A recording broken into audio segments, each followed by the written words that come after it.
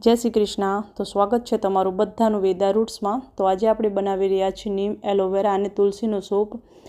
જે આપણે આમાં એડ કર્યો છે તુલસીનો પાવડર, નીમનો પાવડર, એલોવેરા જેલ અને નીમનું ઓઇલ પણ આપણે આમાં એડ કરી નાખ્યું છે, જે તમારી સ્કિન માટે બહુ જ સારું છે। જેની ઓઇલી સ્કિન છે, બહુ જ પિમ્પલવાળી સ્કિન છે, એ બધામાં રાહત આપવાનો છે આ સૂપ।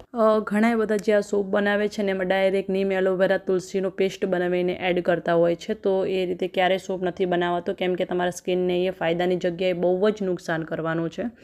કેમ કે થોડાક જ ટાઈમમાં એ સૂપ ખરાબ થઈ જાય છે અને ઘણા બધા ફંગસ લાગી જાય છે, જે આપણને દેખાતા નથી પણ આપણા સ્કિનને બહુ જ બધા નુકસાન કરે છે।